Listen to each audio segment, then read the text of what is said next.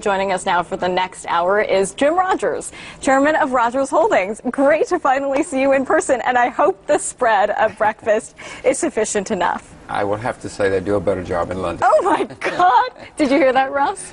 And of course, the British breakfast. It's not so early in the morning in London. Do you do this every morning? I do this every morning, but he has these. He wanted a tuna fish sandwich. We couldn't find that. It's 5 o'clock in the morning. He has bagels and fruit and. What he really wants but is. that's not efficient. What he really wants is fried egg, bacon, and beans. I'm sorry. English breakfast. Real English breakfast. And Christine, it's nice to see you. I think one of us is in the wrong place. Yeah, I wonder who. That be you or me? It's good to see you, Jim. I know. I'm the one. I should be home. I should be home. Well, I was the only one that you didn't visit, so we're very lucky for you to be here with us in the United States very bright and early this morning. The big news, as you know, we were just talking about the extension of Bush-era tax cuts. And I've had many a chap like you, not exactly like you, but other gentlemen sit there and tell me there is so much uncertainty surrounding the extension of Bush-era tax cuts, and that's why they're not doing business. That's why they're not engaging in more deals. So now there is more certainty. Now what? Well, obviously there's more certainty, and not raising taxes is always good for the world and for the economy, so we can presume that things will continue to slowly creep up for a while. I mean, what they're doing is not good for the world. With all this money printing that's going on, when I say they, I mean the central bank in New York or in America, that's not good for the world, but at least they're not raising taxes, which is good for the world. Too much money printing. There's even talk that there could be more money printing, a QE3, a QE4. I know you love that.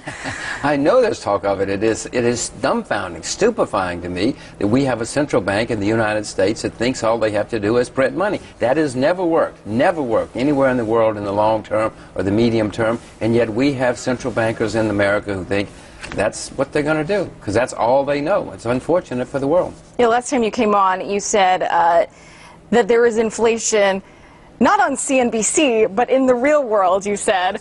But we just got a report out from Goldman that talks about the idea that since 1950, with unemployment being around 8%, inflation has not risen within 2 years. So historically speaking, are we in for inflation? Nicole, have you tried to buy any cotton recently? Have you tried to buy any sugar recently? Have you tried to buy any yes, recently? Look in front of you. Well, okay, yes, you can see the price of everything is going up. Food, entertainment, education, health care. Prices are going up. I don't know who these guys are that say prices are not going up. I look in the real world, back to the real world, and I can see what's happening. And everybody watching this show, by the way, everybody watching this show knows that prices are going up. Ross is one of those chaps as well. He wants to jump in. Yeah, Jim, what the central banks will say, well, that's fine as long as wages aren't going up. So here's the thing, are wages going up or are prices going up going to crimp the consumer even more because they can't get a wage to compensate? Well, but if prices are going up, that's called inflation, and ultimately wages go up too, because otherwise you squeeze people. You either squeeze profits or you squeeze wages or you squeeze both. Either way, Ross, that's not good for stock markets, and you all are in the stock market business. Wages are being squeezed at the expense of corporate, so the companies are making more money at the expense of employees. And I mean, when you got 8%, 9% unemployment, Jim, who's going to be able to ask for higher wages right now?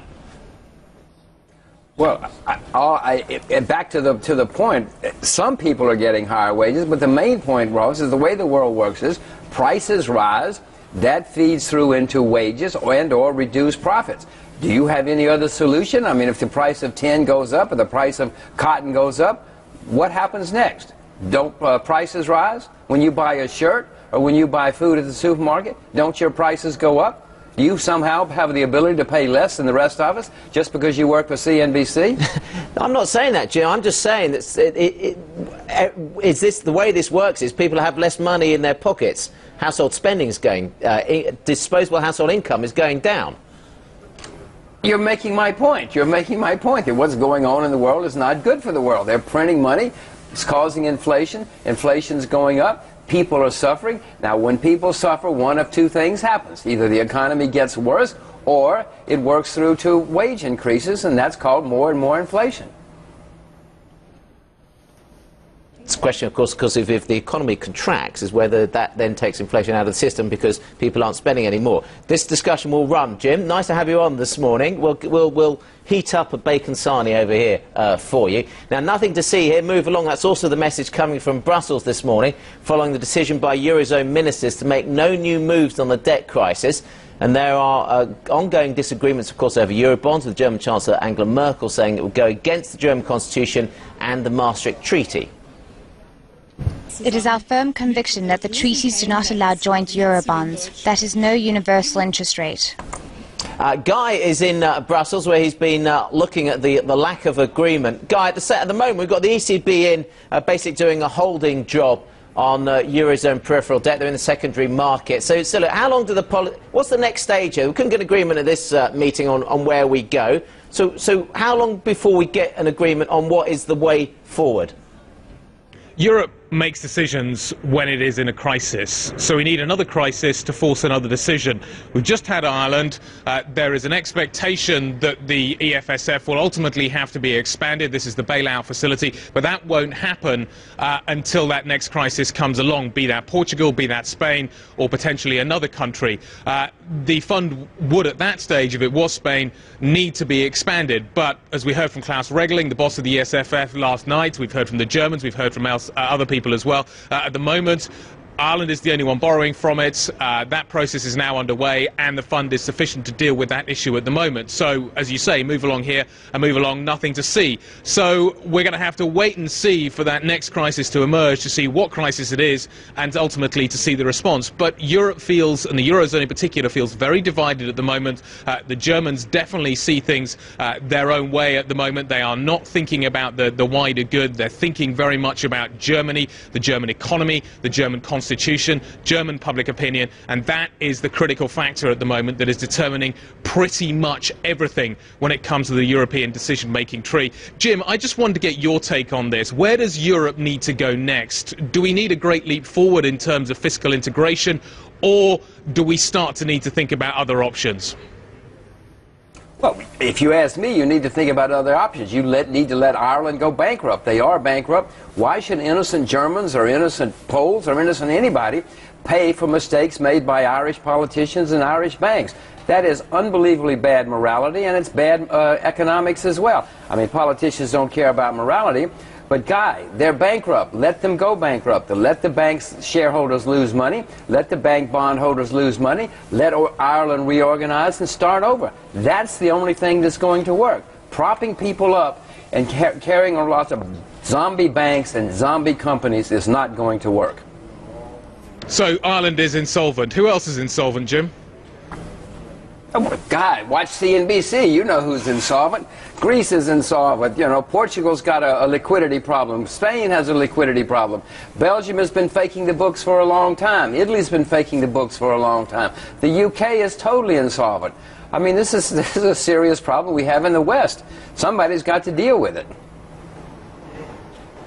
Hey, Jim, this is Christine. I recall the last time you were on the show, you said you were going to buy the euro. Are you still sticking to that stance? Oh, yeah, I own the euro, yes. No, I certainly bought the euro. I'm along the euro, and I'm staying with it. Okay. UK, the pound's doing all right, Jim. I just want to point that out at the moment. The UK's doing okay compared to... You said it was dead. It is, Ross. I mean, you're right about that. It is doing well, and I don't own it since then. But it's not over yet, Ross. Come on, just wait. As I said before, we'll see. We'll see in a few years. A few years? We'll see. Okay. All right. Yeah. How long is a few years, Jim? Well, let's see. It was about a year ago that I said that, I think it was. So at the time, I said 5 years. So we have 4 years to go. All right. Okay. We can ask me in 4 years, All okay? Right. Yeah, we'll keep you up to speed with that. Guy, we'll let you go for the moment. Thank you.